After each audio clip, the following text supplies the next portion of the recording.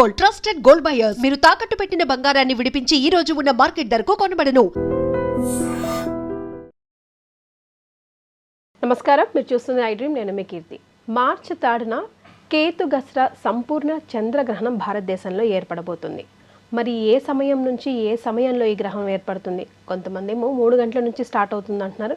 లేదు అప్పటికి చంద్రుడు రారు కదా, 6 గంటల నుంచి మనం నియమాలు పాటించాల్సి వస్తుందని కొంతమంది అంటున్నారు. అసలు ఎప్పుడు పండుగ జరుపుకోవాలి? ముఖ్యంగా హోలీ పండుగ కూడా వస్తుంది ఇదే పౌర్ణమికి. కాబట్టి ఈ కన్ఫ్యూజన్స్ అన్నీ, గ్రహణం ఎప్పుడు వస్తుంది, ఎప్పుడు విడుస్తుంది, ఏ రాశుల వారికి కలిసి వస్తుంది, ఏ రాశుల వారికి కలిసి రావట్లేదు, ఎలాంటి రెమెడీస్ పాటించాలి, ముఖ్యంగా గర్భవస్థలు, మళ్ళీ అశోచనతో ఉన్న స్త్రీలు ఎలాంటి నియమాలు పాటించాలి, ఇలాంటి వివరాలన్నీ మనకు తెలియజేయడానికి మనతో పాటు ప్రముఖ ఆస్ట్రాలజర్ బ్రహ్మశ్రీ నందిబట్ల శ్రీహరి శర్మ గురుగారు ఉన్నారు. నమస్తే గురుగారు. వాగర్థ వివ సంపృక్తౌ వాగర్థ ప్రతిపత్తయే జగతః పితరౌ వందే పార్వతీ పరమేశ్వరౌ. ఆదిత్యాయ చ సోమాయ మంగళాయ బుధాయ చ గురు శుక్ర శనిభ్యశ్చ రాహవే కేతవే నమః. శృంగేరి జగద్గురు పీఠాధిపతులకి, కంచి పీఠాధిపతులకి నమస్కారములు తెలియచేసుకుంటూ కార్యక్రమాన్ని ప్రారంభిద్దాం. గురుగారు, మొన్న ఒక గ్రహణం వెళ్ళిపోయింది. అది మాత్రం ఇండియాలో లేదు కాబట్టి మినిమంగా మనం అందరం నియమాలు పాటించాము, ఊరుకున్నాం. ఇప్పుడు మార్చి 3న వచ్చేది హోలీ పండుగ రోజు వస్తోంది, భారతదేశం అంతటా కనిపిస్తోంది అని అంటున్నారు. అయితే కన్ఫ్యూజన్ చాలా ఉంది గురుగారు. ఎప్పటి నుంచి నియమాలు పాటించాలి, అసలు ఎలాంటి నియమాలు పాటించాలి, ఎప్పటిదాకా పాటించాలి అన్నది ఒక్కొక్క ప్రశ్న వారీగా నేను అడుగుతాను. అన్నిటికీ సమాధానం తెలియజేయాల్సింది కోరుకుంటున్నాం. ముందుగా అసలు ఈ గ్రహణం గురించి చెప్పండి గురుగారు. ఎప్పుడు వస్తుంది, ఏం కథ? తప్పకుండానమ్మా. గ్రహణము కేతుగ్రస్త సంపూర్ణ గ్రస్తోదయ చంద్రగ్రహణం అన్ని పార్ట్స్ ఆఫ్ ఇండియాలో కనిపిస్తుంది గురుగారు? భారతదేశం మొత్తంలో కనిపిస్తుంది. గ్రస్తోదయ చంద్రగ్రహణం అని ఎందుకన్నామనంటే, ఈ గ్రహణం ఏర్పడుతుంది మధ్యాహ్నం 3 గంటల 19 నిమిషాల నుంచి 6 గంటల 47 నిమిషాలు సాయంకాలం వరకు ఈ గ్రహణం ఉంటుంది. కానీ చంద్రుడు ఉదయించడం అనేటువంటిది 6 గంటల 19 నిమిషాలకి ప్రారంభమవుతుంది.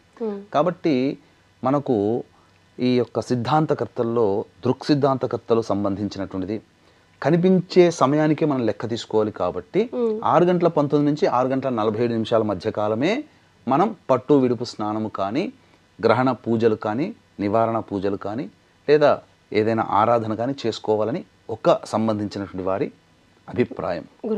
కానీ వాస్తవానికైతే మనం గమనించుకోవాల్సింది, మధ్యాహ్నం కూడా ఏర్పడుతున్నటువంటి గ్రహణం కాబట్టి చంద్రుడు మనకు కనబడడు. కాబట్టి చంద్రగ్రహణం అనేది ప్రారంభమవుతుంది. అన్నిటికంటే మనం లెక్క తీసుకోవాల్సినటువంటిది గ్రహణ సమయమే మనకి ఇంపార్టెంట్ తప్ప ఎన్ని గంటలకు కనబడుతుంది మీనమేషాలు వేసుకుంటూ లెక్కలు కట్టుకుని ఏం చేస్తామమ్మా? అసలు గ్రహణం సంబంధించినటువంటి కాలమే అమూల్యమైనటువంటి కాలం. ఎందుకనంటే మనము మామూలుగా ఇంట్లో కూర్చొని శ్రీరామ లేదా ఒక లలితా సహస్రనామము 1000 సార్లు చేస్తే ఎంత ఫలితం వస్తుందో, ఈ గ్రహణ సమయంలో ఒక్కసారి చేస్తే అంత ఫలితం వస్తుంది. అటువంటి కాలాన్ని మనం వినియోగించుకోవాలనే ఆలోచన చేసుకోవాలి తప్ప ఇది లెక్క కాదు, ఈ లెక్కే కరెక్టు, ఇది కాదమ్మా. వాస్తవానికి ఎక్కడైనా కానీ అమెరికా లాంటి దేశాలలో ఈ గ్రహణం కనబడదు. మన భారతదేశంలో కనబడుతుంది. స్విట్జర్లాండ్ దేశాల్లో కొద్దిగా కనబడుతుంది, చైనా దేశాల్లో కొద్దిగా కనబడుతుంది.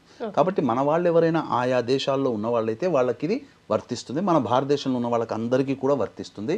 కానీ లెక్క ప్రకారం మన యొక్క హైదరాబాదు, ఇతర ఆంధ్ర ప్రాంతము, తెలంగాణ ప్రాంతంలో సాయంకాలం కనబడుతుంది చంద్రోదయం తర్వాత. కాబట్టి ఆ విధంగా లెక్క వేసుకుంటున్నారు. కానీ వాస్తవానికి 3 గంటల 19 నిమిషాలకి ప్రారంభమవుతుంది. కాబట్టి లెక్క తీసుకోగలిగితే 3 గంటల 19 నుంచి ఉపాసనా పరులు. ఇది గ్రహణం అనేటువంటిది ఎవరి కోసము? ఉపాసనలు తీసుకోవడానికి, ఆల్రెడీ గురువుగారు ఇచ్చిన మంత్రాలని ఉపదేశం తీసుకున్నది, మళ్ళీ మాలిన్యం దోషం కలగకుండా వాటిని చక్కగా పవిత్రంగా ఉంచుకోవడం కోసం, గొప్పదైనటువంటి దైవిక శక్తుల్ని పొందడం కోసం మనం చేసుకునేటువంటి గ్రహణం. ఇంతే తప్ప ఇంకా కొంతమంది నెగిటివ్ ప్రాపగండా కూడా జరుపుతున్నారమ్మా. అంటే మనం చూసామంటే అనేక ప్రసార మాధ్యమాల్లో మనం థంబ్నెయిల్స్ చూస్తే, ఎందుకంటే ఈ రోజుల్లో థంబ్నెయిల్స్ చూస్తే జడ్జిమెంట్ అట్లా రాస్తారు. ఈ 4 రాష్ట్రాల వారికి మృత్యుగండం, ఈ 4 రాష్ట్రాల వాళ్ళు వీధిన పడతారు, తస్మాత్ జాగ్రత్త. అసలు ఈ 4 రాష్ట్రాల వారికి గొప్ప రాజయోగం, పదవీ యోగం, చక్రవర్తులు అవుతారు, ధనధాన్యాధిపతులు అవుతారు. వాస్తవానికి గ్రహణ ప్రభావం వల్ల ఎటువంటి ఇబ్బందులు ఉండవమ్మా. అంత సీన్ లేదమ్మా. జీవితాలు తారుమారయ్యేది గ్రహణాల వల్ల కాదమ్మా, వ్యక్తిగత జాతకాల వల్ల. గ్రహణ ప్రభావం అనేటువంటిది దేనికోసం అనంటే, మనకు సంబంధించి ఈ యొక్క సృష్టిలో గ్రహణం అనేటువంటిది అంతరిక్షంలో జరిగే ఒక అద్భుతమైనటువంటి దృశ్య కావ్యం. దీని ప్రభావం వలన ప్రకృతిలో జరిగేటువంటి విపత్తులని సంబంధించినటువంటి ఉపద్రవాల్ని సూచిస్తాయి. అంటే భూకంపాలు కానీ, సునామీలు కానీ, యుద్ధాలు కానీ, కొన్ని ఆర్థికపరమైనటువంటి ప్రపంచవ్యాప్తంగా ఆర్థిక పరిస్థితులు కానీ, ఇలా ఏదైనా ప్రపంచ మానవాళికి సంబంధించినటువంటి ఇబ్బందులు కలుగుతాయి తప్ప వ్యక్తిగత జాతకాన్ని అత్యంత ప్రభావితం చేసేటువంటి గ్రహణం కాదమ్మా.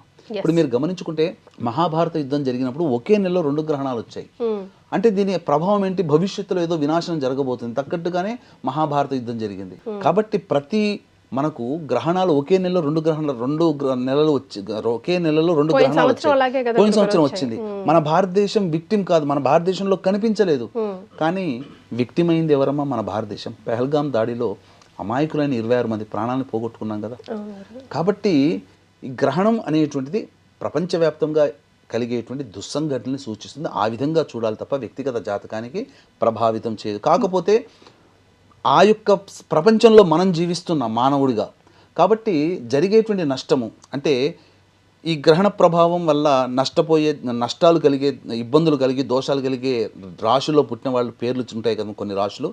ఆ రాశిలో వాళ్ళకి సాధారణంగా దైనందిన జీవితంలో ఒక 100 రూపాయలు నష్టం అనుకోండి, ఒక 50 రూపాయలు పెచ్చు పెరిగి 150 రూపాయలు నష్టం కలుగుతుంది.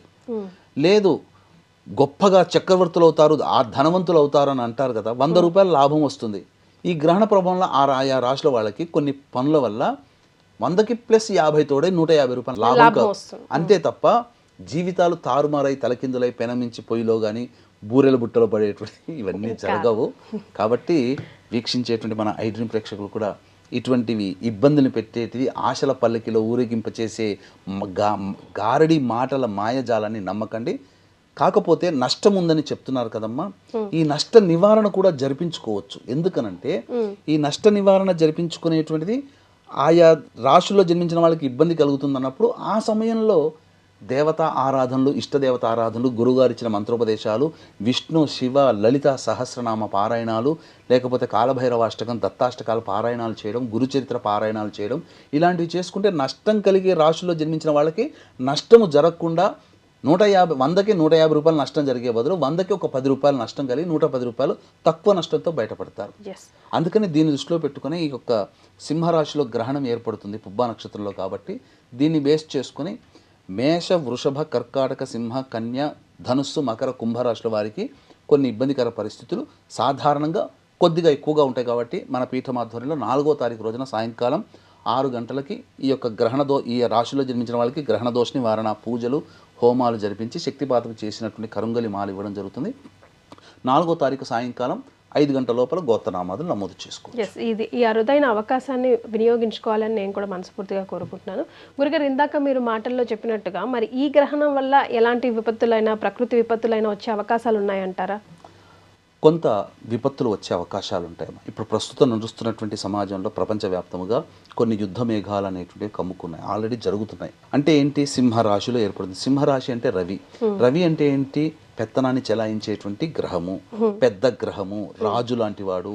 కాబట్టి ప్రపంచవ్యాప్తముగా పెద్దన్న పాత్ర పోషించే దేశమైనటువంటి అమెరికా లాంటి పెద్ద ఆర్థిక పురోగతి పొందినటువంటి దేశాల్లో కొన్ని ఇబ్బందికర పరిస్థితులు, దేశాధ్యక్షులు మారడం కానీ, లేదా అధ్యక్షులు గొప్పగా పేరు పొందినటువంటి ప్రఖ్యాత దేశ అధ్యక్షుల యొక్క మరణం కానీ సూచించబడుతుంది. దీనికి తగ్గట్టుగానే మనకు ఒక వార్త నిజమో కాదో తెలియదు, ఒక వార్త మాత్రం హల్చల్ చేస్తుంది. ఇరాన్ అధ్యక్షుడు ఖమైనీ మృతి చెందినట్టు కానీ నిర్ణయించలేదు, ఇంకా అఫీషియల్ లేదు, కానీ ఒక వార్త హల్చల్. అంటే ఇలాంటివి జరగవచ్చు. లేదా భూకంపాలు, ఇంతకుముందు చెప్పుకున్నట్టుగా సునామీలు కానీ, ఏ విధమైన కానీ ఇబ్బందులు. ఆల్రెడీ యుద్ధం నడుస్తున్నటువంటి ఉక్రెయిన్ రష్యా కావచ్చు, పాకిస్తాన్ ఆఫ్ఘనిస్తాన్ కావచ్చు, లేదా ఇరాన్ అమెరికా కావచ్చు, చైనా తైవాన్ కావచ్చు, ఇలా కొన్ని దేశాల్లో యుద్ధ మేఘాలు కమ్ముకుంటున్నాయి. కాబట్టి ఆ యుద్ధ మేఘాలకి తగ్గట్టుగా యుద్ధానికి దగ్గర దాకా వెళ్ళే పరిస్థితులు రావచ్చు. కానీ సంబంధించినటువంటి గ్రహణ ప్రభావం సింహరాశిలో ఏర్పడుతుంది. అగ్నితత్వ రాశి కాబట్టి కాస్త కొంత ప్రపంచవ్యాప్తంగా విపత్తులు వచ్చే అవకాశం భవిష్యత్తులో ఉంటాయి. గురుగారు, మరి ఇప్పుడు కరెక్ట్గా ఏ సమయంలో గర్భిణీ స్త్రీలు కానివ్వండి, లేకపోతే నెలసరి ఇబ్బందులు వచ్చే ఆడవాళ్ళు కానివ్వండి, ఎలాంటి నియమాలు పాటించాలి? ఏ సమయం నుంచి ఏ సమయం వరకు పాటించాలంటారు? ఇప్పుడు ఆశౌచము అని అంటారు. ఆశౌచము అని అంటే మృతాశౌచము, జాతాశౌచము స్త్రీలకి వచ్చేటువంటి ఇబ్బందికర పరిస్థితులు, అంటే ఋతుక్రమం వల్ల వచ్చేటువంటిది. అంటే కుటుంబంలో ఎవరైనా పిల్లలు జన్మించినా జన్మతః దోషం ఉంటుంది ఒక 11 రోజుల వరకు. ఎవరైనా మరణించిన దోషం. ఈ సమయంలో గ్రహణం వచ్చిన వాళ్ళు పూజలు చేసుకోవచ్చా లేదా అని చాలా మందికి చేసుకోకూడదు, అస్సలు పనికిరాదు. నాకు దైవనామస్మరణ చేసుకోవచ్చు, కానీ ఈ యొక్క పెద్ద పూజలు లేదంటే దోష నివారణ కోసం పూజలు చేసుకోకూడదు. మీ ఆధ్వర్యం అంటే వేరే వాళ్ళ ఆధ్వర్యం, మీలాంటి గురువు ఆధ్వర్యంలో అయినా సరే పాల్గొనకూడదు, చేసుకోకూడదమ్మా. తర్వాత ఈ సంబంధించినటువంటి ఈ ఆడవాళ్ళకి ఇబ్బంది వస్తుంది కదా, వాళ్ళు కూడా దేవత ఇండ్లు కానీ తుడవడం కానీ ఇంట్లో తిరగడం కానీ చేయకూడదమ్మా. దేవతా పూజలు చేసుకోకూడదు. గర్భిణీ స్త్రీల విషయానికి వచ్చేసరికి ఎంత టైం వరకు గురుగారు? అంటే ఇప్పుడు గ్రహణం వీడిన తర్వాత ఇప్పుడు ఇల్లు అది దేవుడి గది అది క్లీన్ చేసుకోవాలి కదా, దేవుడి గదికి ఆడవాళ్ళు ఎలాగో అప్పుడు చేసుకోవాలి, ఇల్లు కూడా తుడుచుకోకూడదమ్మా. ఆడవాళ్ళకి ప్రవేశం లేదు. ఎందుకంటే ఆ 3 రోజుల పాటు సంతోషంగా ఒక చోట రెస్ట్ తీసుకోండమ్మా అని చెప్పడం, దాని బదులు వాళ్ళ బదులు ఇంట్లో ఉన్నటువంటి పెద్దలు ఇల్లుని శుభ్రం చేసుకోవచ్చు. అయితే గర్భిణీ స్త్రీలు ప్రధానంగా ఇక్కడ ప్రధాన పాత్ర. అంటే చాలామందికి ఉన్నటువంటి ఒక అపోహ ఏంటంటే గ్రహణం వచ్చేసరికి గర్భిణీ స్త్రీలు ఇలా కొయ్యలాగా ఇలా కూర్చోవాలి, ఇంకా ఏ పని చేయకూడదు, గాలి కూడా పీల్చుకోకూడదు అన్నంత కఠినమైనటువంటి నిర్ణయాన్ని చెబుతున్నారు. వాస్తవానికి అటువంటిది లేదమ్మా. ప్రశాంతంగా గర్భిణీ స్త్రీలు ఆనందంగా దైవనామస్మరణ చేసుకుంటే దైవానుగ్రహం వల్ల శుభ గ్రహాల యొక్క స్థితిగతులు ఉన్నప్పుడు సంతానం మంచిగా శుభ లక్షణాలతో సంతానం పొందుతారు. కాకపోతే గర్భిణీ స్త్రీలు అనేటువంటివి ఎందుకు ఈ గ్రహణానికి గర్భిణీ స్త్రీలకి ఎక్కువగా లింక్ వస్తుంది అంటే గ్రహణం మరి వ్యాధితో పుడతారనే ఒక భయం కాదు, వాస్తవానికి జరుగుతున్నాయమ్మా. ఎందుకనంటే గ్రహణం ఏర్పడుతున్నప్పుడు మన గ్రహణాన్ని ఏదైనా కానీ మనకు మామూలు రోజుల్లో అంతరిక్షం నుంచి విషవాయువులు మన భూమి మీద రాకుండా అనేక సంబంధించినటువంటి అడ్డుగోడలు ఉంటాయి. ఈ గ్రహణ సందర్భంలో భూమే ప్రధాన పాత్ర పోషిస్తుంది. కాబట్టి భూమి మీదకి డైరెక్ట్గా అంతరిక్షంలో ఉన్నటువంటి విషవాయువులు మన భూమి మీదకి వస్తాయి. కాబట్టి ఈ గ్రహణ సమయంలో ఎక్కడ బయట తిరగకుండా ఎవరు కూడా చర్మరోగ సంబంధమైనటువంటి వ్యాధులు వస్తాయి. అలాగే భోజన పదార్థాలు తీసుకోకుండా, అలాగే గర్భిణీ స్త్రీలు అనేటువంటి వాళ్ళు బయట ఆ గాలిని పీల్చకండమ్మా, మీ గర్భానికి సంబంధించిన విపత్తు జరుగుతుందని ఇల్లంతా కూడా చక్కగా మూసివేసి కిటికీలు తలుపులన్నీ మూసివేసి హాయిగా ఇంట్లో దైవనామస్మరణ చేసుకుంటూ ఉండమని చెప్పారు. అది 3 గంటల 19 నిమిషాలకు ప్రారంభమవుతుంది, 6 గంటల 45 నిమిషాల వరకు. కాబట్టి చక్కగా ఇంట్లోనే అటు ఇటు తిరగొచ్చమ్మా, ఇలా బిగబట్టుకొని కూర్చోమని ఎక్కడా చెప్పబడలేదు. కాబట్టి అటువంటివి నమ్మకండి, చక్కగా ఆనందంగా గర్భిణీ స్త్రీలు ఉండొచ్చు. కాకపోతే బయట తిరగకండి, బయట గాలి ఈ సమయంలో పీల్చకూడదమ్మా. మరి గురుగారు ఎప్పుడు పట్టు విడుపులు అవుతాయి, తర్వాత ఎలాంటి నియమాలు ఎలాంటి దాన ధర్మాలు చేయాలి, ముఖ్యంగా దేవుడు గది కానీ చిత్రపటాలు కానీ ఏ సమయంలో మనం క్లీన్ చేసుకోవచ్చు? సాయంకాలం సమయంలో మనం చిత్రపటాలు అంతగా తుడుచుకోవడానికి ఇష్టపడం కదా గురువుగారు, లైట్స్ వేసిన తర్వాత. కానీ ఇప్పుడు పరిస్థితి అలాగే వస్తుంది. సో మరి ఏం చేయమంటారు? 3 గంటల 19 నిమిషాలకి సంబంధించి గ్రహణం ప్రారంభమవుతుందమ్మా. శిష్టాచార సంపన్నులు, ఆచారాన్ని పాటించేవాళ్ళు, దైవ అనుగ్రహాన్ని కోరుకోవాలనుకునే వాళ్ళు, జీవితంలో చేసే ప్రతి పనిలో విజయాన్ని పొందాలనుకొని మంచి జరగాలనుకునే వాళ్ళు ఎవరైనా కానీ గ్రహణం ప్రారంభమవుతుంది. గ్రహణం 3 గంటల 19 నిమిషాలకు ప్రారంభమవుతుంది, సాయంకాలం 6 గంటల 47 నిమిషాలకి విమోచనం అయిపోతుంది, గ్రహణం పూర్తవుతుంది. కాబట్టి పట్టు స్నానం 3 గంటల 19 నిమిషాల నుంచి ప్రారంభం చేసుకొని చక్కగా ఇంట్లోనే చక్కగా ఒక చక్కటి ఆసనాన్ని పెట్టుకొని ఇష్టదేవత ఆరాధన, గురువుగారు ఇచ్చిన మంత్రోపదేశము, లలిత విష్ణు శివ సహస్రనామ పారాయణాలు చేసుకోవడం చాలా మంచిది. అయితే ఇంటికి సంబంధించినటువంటిది మనకు కనిపించే గ్రహణం అనేటువంటిది పట్టు విడుపు స్నానానికి ఆచార నియమాలు లెక్కలో తీసుకోవాలి. కానీ మనకు భారతదేశం వ్యాప్తముగా 3 గంటల 19 నిమిషాలకే ఈ యొక్క గ్రహణం ప్రారంభమవుతుంది. కాబట్టి 3 గంటల 19 నిమిషాల నుంచే ఇంట్లో అన్నీ కూడాను పూజా మందిరంలో చక్కగా తెల్లటి వస్త్రములు దేవతా విగ్రహాలు కానీ చిత్రపటాలు కానీ మనం శుభ్రమైన వస్త్రాన్ని కప్పి ఉంచాలి. ఆ దేవతా విగ్రహాల దగ్గర దర్భపోచలు ఉంచాలి. అలాగే మనం తాగే నీటిలో దర్భపోచలు ఉంచాలి. కూరగాయలు, మాగాయలు ఉంటాయి కదమ్మా, వాటిల్లో దర్భపోచలు, భోజన పదార్థాల దర్భపోచలు, అట్లాగే పూజా మందిరంలో కూడా కొన్ని దర్భపోచలు విగ్రహాల దగ్గర. అన్నిటికంటే మించి ప్రధానంగా మన నట్టింటిలో చతురస్రాకారంగా కానీ షట్కోణం కానీ ముగ్గు వేసి ఆ యొక్క మధ్యలో కొన్ని దర్భ కుచ్చలు గనక పెట్టి ఉన్నట్లయితే ఎక్కడి నుంచి విషవాయువులు వచ్చినా కానీ ఆ యొక్క దర్భలు గ్రహించి ఆ విషవాయువుని విరగుడుగా పనిచేస్తాయి. ఇది అమెరికా వాళ్ళ సైంటిస్టులు చెబితే మనం అప్పుడు పాటిస్తున్నాం. మనం చేసే ప్రతి పూజలో కూడా దర్భ లేనిదే మన పూజ జరగదమ్మా. దేవతా పూజ కానీ పితృదేవతా పూజ కానీ అసలు దర్భ పవిత్రాన్ని పెట్టుకొని కానీ తమిళియన్స్ పూజాది కార్యక్రమాలు చేయరు. ఎందుకు అనంటే దర్భకు ఉన్నటువంటి పవిత్రత అనేటువంటిది దర్భ ద్వారానే వస్తుంది. గురుగారు గడ్డికి దర్భకి డిఫరెన్స్ ఎలా తెలుసుకోవాలి గురుగారు? గడ్డికి దర్భకి ఇది కూడా ఒక గడ్డి జాతిలో ఉన్నటువంటిది. మనకు పూజా స్టోర్లలో కానీ పచారీ షాపులో కానీ దర్భ కట్ట కావాలంటే ఇస్తారమ్మా. ఒక 10-20 రూపాయలు పెడితే ఒక 4-5 వస్తాయి, ఒక 10-15 దాకా వస్తాయి. చక్కగా దాన్ని ఎప్పుడు కూడా వాడుకోవచ్చు అమ్మా, తప్పులేదు. ఇది సంబంధించినటువంటి కానీ గరికని తీసుకొని దర్భగా పెట్టుకో. గరికని గణపతికి పూజకి ఈశ్వరుని అభిషేకానికి వాడతారు తప్ప ఆయనకి దర్భ వేయకూడదు, ఇప్పుడు గరిక వేయకూడదు. అంతేనమ్మా. రైట్ గురుగారు, మరి ఏ రాసుల వారికి ఏ గ్రహణం కలిసి వస్తుంది, కలిసి రావట్లేదు? ఎందుకంటే సింహరాశిలో వస్తుంది కాబట్టి వీళ్ళకి అస్సలు బాగాలేదు, రకరకాల భయభ్రాంతులకు గురి చేస్తూ ఉన్నారు. చాలామంది కమెంట్ బాక్స్లో చెప్పండి, మాకేంటి ప్రాబ్లం, మాకేం జరగబోతుందని కొంతమంది టెన్షన్ కూడా పడుతున్నారు. సో ఏ రాసుల వారికి గ్రహణం ఎఫెక్ట్ ఉంటుంది, ఉండదు, అసలు ఆ ఎఫెక్ట్ ఉంటుందా? మనం గమనించుకుంటేనమ్మా, చాలామంది ఇప్పుడు ప్రాపగండా తయారైంది. ఏంటంటే గ్రహణం వచ్చిందనంటే కొన్ని రాశుల వారికి మంచి, కొన్ని రాశుల వారికి చెడు సాధారణంగా జీవితంలో జరిగేటువంటిది. చూస్తే ఏమవుతుంది గురుగారు, కొన్ని రాశుల వారు గ్రహణం చూడకూడదు అని కూడా అంటున్నారు. ముఖ్యంగా సింహరాశి ఉంది అందులో. ఈ గ్రహణం అనేటువంటిది దోషయుక్తంతో ఉన్నట్టు కొన్ని రాశిలో జన్మించడం, ఎందుకంటే సింహరాశిలో ఏర్పడుతుంది, పుబ్బా నక్షత్రంలో వస్తుంది. కాబట్టి పుబ్బా నక్షత్రము అనుజన్మతారులైనటువంటి పూర్వాషాఢ భరణి నక్షత్ర జాతకులు, సింహరాశిలో ఉన్నటువంటి అనగా మఖ పుబ్బ ఉత్తర నక్షత్ర జాతకులు ఈ సంబంధించినటువంటి గ్రహణాన్ని చూడకూడదు. చూస్తే ఏమవుతుందనంటే గ్రహణ దోషం అనేటువంటిది ఎక్కువగా ఉంటుంది, అంతే తప్ప ఇంపాక్ట్ ఎక్కువగా ఉంటుంది. ఇప్పుడు మనకు సంబంధించి ఒక వ్యక్తికి ఒక చిన్న ఎగ్జాంపుల్గా మనం తీసుకుందామమ్మా. భయభ్రాంతులకు గురయ్యేటువంటి ఆపరేషన్ చూశాడు అనుకో, భయస్థుడు ఆపరేషన్ చూస్తే ఇంకా భయం పట్టుకుంటాడు. ఇంజక్షన్ ఇచ్చేవాడికి దాని బాధ తెలియచేసే విధంగా బాధ కలిగేటట్టుగా చూపించామనుకోండి, అసలు మందే తీసుకోడు, ఇంజక్షనే తీసుకోడు. అలాంటిది దోషం అనేటువంటిది ఈ రాశిలో జన్మించిన వాళ్ళకి డైరెక్ట్గా దాన్ని చూస్తే ఇంకా దోషం ఎక్కువగా ఉంటుంది. ఇది ఒకటి. ఈ సింహరాశిలో ఏర్పడుతుంది కాబట్టి సింహరాశిని బేస్ చేసుకుని శుభం కలిగేటువంటి రాశులు మొదలు చెప్పుకుందాం. అంటే మిథున రాశి వారికి, తులా రాశి వారికి, వృశ్చిక రాశి వారికి, మీన రాశి వారికి శుభ ఫలితాలు కలుగుతాయి. అశుభ ఫలితాలు ఏ రాశుల వారికి ఉన్నాయో తెలుసుకుందాం. మేషము, వృషభము, కర్కాటకము, సింహము, కన్య, ధనుస్సు, మకర, కుంభరాశిలో జన్మించిన వాళ్ళకి ఇబ్బంది. అయితే ఇక్కడ చిన్న మనం తెలియచేయాల్సింది మన ఐడిన్ ప్రేక్షకులకి, చాలామంది ఈ థంబ్నెయిల్స్లో ప్రసార మాధ్యమాల్లో ఏమని చెప్తున్నారంటే, ఈ రాశిలో కనుక జన్మిస్తే ఈ గ్రహణానికి సంబంధించిన వాళ్ళకి, ఈ రాశిలో వాళ్ళకి అద్భుత రాజయోగాలు, చక్రవర్తిత్వము, కుబేరులు అవుతారు. ఏం జరగదమ్మా. అట్లంటే అందరూ అంబానీల పక్కన కూర్చోవాల్సి వచ్చేది.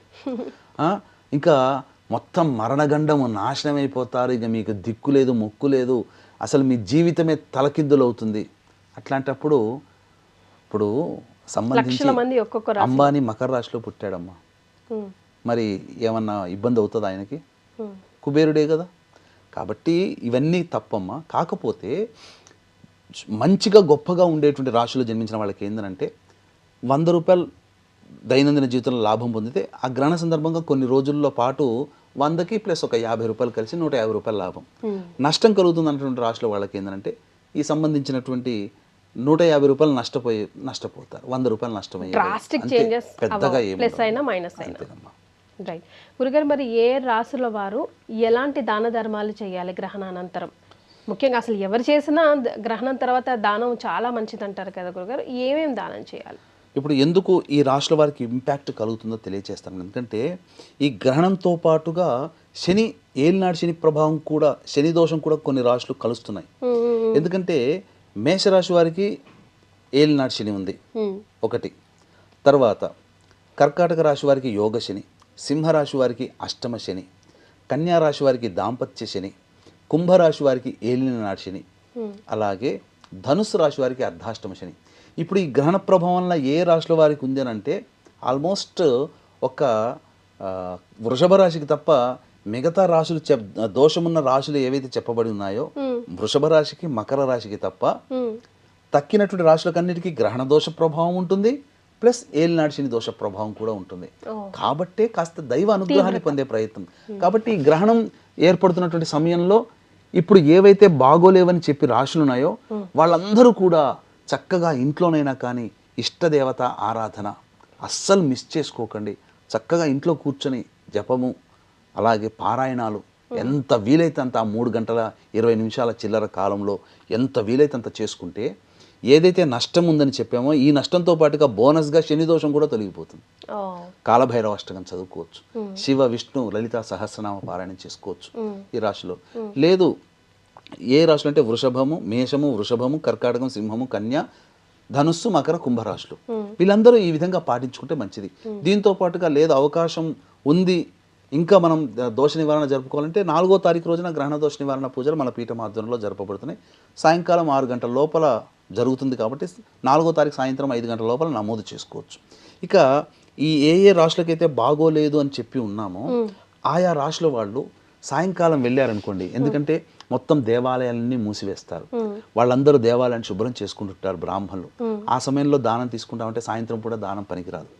కాబట్టి తెల్లవారి 4వ తారీఖు రోజున వెండి చంద్రబింబము, వెండి సర్పబింబము, ఒక కంచు పాత్ర కానీ లేదా మట్టి పాత్రనైనా కానీ పెద్దది తీసుకుని దాంట్లో వేసి ఆ 2 ప్రమిదలు వెండి చంద్రబింబము నాగబింబము వేసి నిండా శుద్ధమైన ఆవునేతి వేసి మీ యొక్క ముఖాన్ని ఏ దోషమైతే ఉన్నదని రాశులు చెప్పాలో ఆ రాశుల వాళ్ళ ముఖాన్ని ఆ నేతి పాత్రలో చూసి బ్రాహ్మణికి దానం చేయవచ్చు.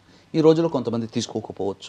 ఆ సందర్భంగా దేవాలయంలో దీపారాధన చేసే చోట కానీ లేదా దేవాలయంలో మారేడు చెట్టు, రావి చెట్టు ఏదో ఒక వృక్షం, దేవతా వృక్షం ఉంటుంది కదా, ఆ దేవతా వృక్షం మొదట్లో చక్కగా ముఖంలో చూసుకొని దీపారాధన చేసి తర్వాత దానాది కార్యక్రమాలు చేయాలి.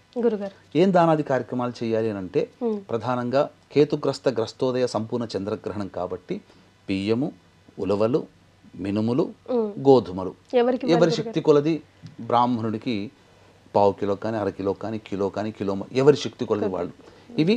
తర్వాత తెల్లటి వస్త్రము, ఎరుపు వస్త్రము మరియు ఏదైనా అన్ని రంగులు కలిసినటువంటి వస్త్రమైనా పర్వాలేదు ఇచ్చి బ్రాహ్మణికి దక్షిణతో సహా ఇచ్చి ఆ దాన సందర్భంగా ఇచ్చేస్తే మంచిది. ఇదే సందర్భంగా ఎక్కువ మంది శని దోష ప్రభావంతో గుడి ఉన్నారు కాబట్టి ఈ యొక్క సంబంధించినటువంటి నల్ల నువ్వులు కూడా దానం చేస్తే మరీ విశేషంగా ఫలితం కలుగుతుంది.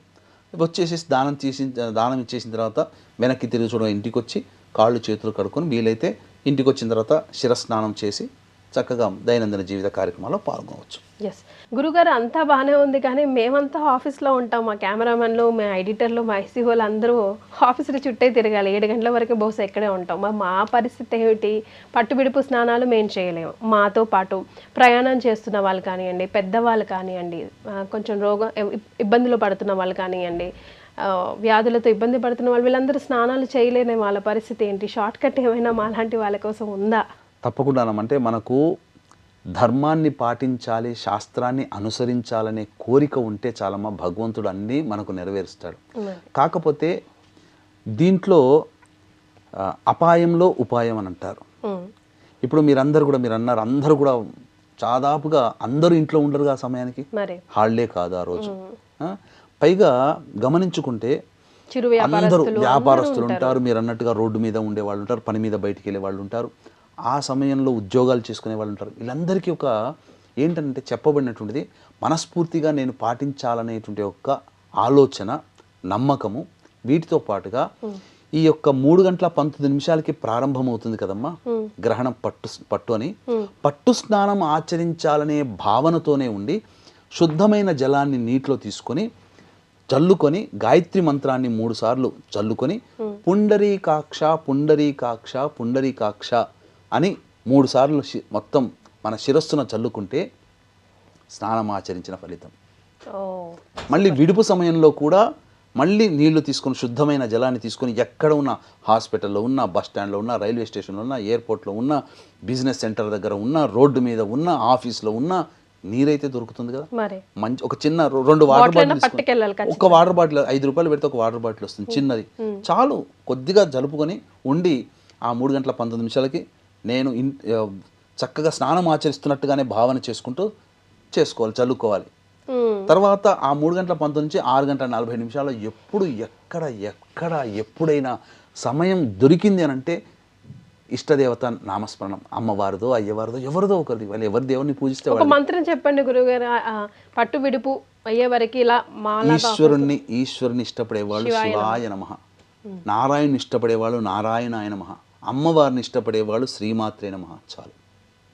ఇదే చాలమ్మ, ఇదే మంత్రం. మళ్ళీ 6:47 గుర్తుపెట్టుకొని మళ్ళీ విడుపు స్నానం చేస్తున్నట్టుగా భావన చేసుకొని మళ్ళీ పుండరీకాక్ష గాయత్రి మంత్రంతో 3 సార్లు ఇలా చేసుకుంటే చాలమ్మా. గురుగారు చెప్పేది ఏంటంటే when there is a will there is a way, just search for it and go for it. అంతే కదా గురుగారు? అంతేనమ్మా. గురుగారు, గ్రహణం తర్వాత ఇల్లు తుడుచుకునే విధి విధానం పర్టికులర్గా ఏమైనా ఉందా? ఏ విధంగా తుడుచుకుంటే బాగుంటుందంటారు? పట్టు విడుపు స్నానం అనేటువంటిది చేయాలని చెప్పాం కదమ్మా. ఈ పట్టు విడుపు స్నానంలో కొంతమంది లెక్కల ప్రకారం 6:20 నుంచి 6:47 వరకు, 6:20 సాయంకాలం పట్టు స్నానము, 47 నిమిషాలు విడుపు స్నానం. లేదు మేము పూజ చేసుకుంటాం, దైవతానుగ్రహం, ఆ గ్రహణ సంపూర్ణ సమయాన్ని మేము వినియోగించుకుంటామంటే పట్టు స్నానంగా 3:19 ప్రారంభం చేసి విడుపు అయిపోగానే విడుపు స్నానం చేసి ఈ మధ్యకాలంలో ఇష్టదేవత ఆరాధన చేసుకుంటూ తదనంతరం ఇల్లంతా కూడా శుభ్రపరచుకోవాలి. చక్కగా ఇల్లంతా శుభ్రపరచుకునే విధానంలో మొట్టమొదలు ఇల్లంతా కూడాను చీపురుతో. చిలిపి ప్రశ్న అయినప్పటికీ కూడా ఇది ప్రశ్న గురుగారు. ముందు ఇల్లు శుభ్రం చేసుకోవాలా, దేవుడి గదిని శుభ్రం చేయాలా గ్రహణ అనంతరం? ముఖ్యంగా గ్రహణ అనంతరం మొదలు విడుపు స్నానం అనేటువంటిది చేస్తాం కదా. మనిషి చేసిన తర్వాత ఇల్లంతా కూడాను శుభ్రపరచుకోవాలి ఫస్ట్. తదనంతరం దేవతా చిత్రపటాలు ఇవన్నీ శుభ్రపరచుకోవాలి. ఈ శుభ్రపరచుకునే భాగంగా ఇల్లు శుభ్రపరచుకునేటప్పుడు చక్కగా ఒక బకెట్ నీళ్ళల్లో గళ్ళ ఉప్పు, పసుపు, గంగాజలము ఒక 4-5 చుక్కలు, అలాగే జాజికాయ, జాపత్రి, లవంగము, ఇలాచి పొడి, సుగంధ ద్రవ్యాలు, వట్టివేళ్ళు ఇవన్నీ వేసిన తర్వాత ఒక సుగంధ భరితం కుంకుమ పువ్వు ఇవన్నీ వేసిన తర్వాత చక్కగా ఇల్లంతా తుడిచిన తర్వాత మళ్ళీ ఒక బట్టతో ఇల్లంతా పెట్టుకొని ఉంటే ఆ నెగిటివ్ దోషమంతా పోతుంది. చక్కగా పూజా మందిరాన్ని కూడా శుభ్రపరచుకొని పూజంతా చక్కగా మళ్ళీ పూజ చేసుకొని దీపారాధన చేసి పూజ చేసుకొని అప్పుడు ఇంట్లో ధూపం వేస్తే, నేను చెప్తున్నానమ్మా, భోపాల్ గ్యాస్ దుర్ఘటనలో దాదాపు 1962నో 65లోనో జరిగింది. దాదాపు 60,000 మంది పైగా మరణిస్తే ఒక సాంప్రదాయ బ్రాహ్మణ కుటుంబంలో ఎటువంటి ఇబ్బందులు కలగలేదు. కారణం అగ్నిహోత్రం హోమం చేసుకోవడం. అంటే ఆ భోపాల్ గ్యాస్ దుర్ఘటనలో విడుదలైన మీథేన్ వాయువుని ఇతను హోమం చేసుకోవడం ద్వారా వచ్చినటువంటి వాయువే వెలగొట్టగలిగింది. కాబట్టి గ్రహణ సందర్భంగా ఇంట్లోకి మనం ఎంత ప్రయత్నం చేసినా ఏదో ఒక రకంగా విషవాయువులు ప్రవేశిస్తాయి. కాబట్టి ధూపం గనక మైషాచి, గుగ్గిలం, సాంబ్రాణి ఈ మూడిటితో గనక ధూపం వేస్తే ఇంట్లో ఉన్నటువంటి నకారాత్మక శక్తి, నెగిటివ్ ఎనర్జీ, అదే విషవాయువులు ఇవన్నీ కూడాను తొలగిపోతాయమ్మా. సో ఖచ్చితంగా ధూపం పాజిటివ్ ఎనర్జీతో మళ్ళీ ఇల్లు కళకళలాడుతుంది. రైట్ గురుగారు, to some of the whole topic, ఇప్పుడు గ్రహణానికి సంబంధించి ప్రేక్షకులకి క్లుప్తంగా ఇంపార్టెంట్ పాయింట్స్గా ఒక మాటగా చెప్పాలంటే ఏం చెప్తారు? గ్రహణ సమయం గ్రహణం అనగానే ఈ రాష్ట్ర వాళ్ళు ఆ రాష్ట్ర వాళ్ళకి ఇబ్బంది అని చెప్పి చేస్తున్నారమ్మా. అది ఏమాత్రం కూడా నమ్మకండి. మీ దైనందిన జీవితంలో మంచే జరుగుతుంది. మంచి జరగడం కోసం, చెడు జరుగుతుంది అనుకోండి, మంచి జరగడం కోసం ఇష్టదేవత ఆరాధన చేయండి. ఈ గ్రహణ సమయం సంవత్సరంలో ఒకసారి వస్తుంది. మళ్ళీ 2026లో ఈ పరాభవ నామ సంవత్సరంలో గ్రహణాలు లేవు. కాబట్టి ఉన్న అరుదైనటువంటి అవకాశాన్ని అందరూ సద్వినియోగపరచుకోండి. చక్కగా నా దగ్గరే చేసుకోవాలని ఏమీ లేదు. మీకు చుట్టుపక్కల ఎక్కడ బ్రాహ్మణులు ఉన్నా అక్కడ వాళ్ళు చేసే దాంట్లో కార్యక్రమంలో పాల్గొండి. ఎందుకంటే కొన్ని మంత్ర పరిహారాలు బ్రాహ్మణుడి ద్వారానే చేసుకోవాలి, స్వయంగా చేసుకోలేరు. స్వయంగా చేసుకోగలిగేటువంటి పారాయణాలు. కాబట్టి చక్కగా ఇవన్నీ ఇట్లాంటి అవకాశాలని అందరూ సద్వినియోగపరచుకోవచ్చమ్మా. ఎస్. సో గురుగారి పర్సనల్ అపాయింట్మెంట్ కానివ్వండి, గురుగారు చేసే పూజా కార్యక్రమంలో మీరు స్వయంగా పాల్గొనాలంటే కింద స్క్రోల్ అవుతున్న నంబర్కి కాల్ చేస్తే వివరాలు తెలిసిపోతాయి. చాలా సంతోషం గురుగారు, ధన్యవాదాలు. సర్వం Shri Umamaheshwara పరబ్రహ్మార్పణమస్తు. And for more videos, Please subscribe to iDream. Please subscribe to iDream. Please subscribe iDream. And please subscribe to iDream. For more videos, subscribe to iDream. please like, share and subscribe to the channel. Congratulations, iDream. Subscribe to iDream. Subscribe to iDream. So subscribe to iDream Media. iDream ki iDream team అందరికి huge congratulations. Please subscribe iDream Media. Please subscribe to iDream. Subscribe iDream. Please subscribe to iDream. iDream అంటే నా కళల channel subscribe చేసుకున్న నోరు తిరుగుతలేదు, మీరైతే గంట గుర్తు కొట్టండి. For more such videos, please subscribe to iDream. Subscribe to iDream. Please subscribe to iDream. Please subscribe iDream Media. Please do subscribe to iDream. Please subscribe to iDream Media. For best entertainment and information, please subscribe iDream. And don't forget to subscribe to iDream.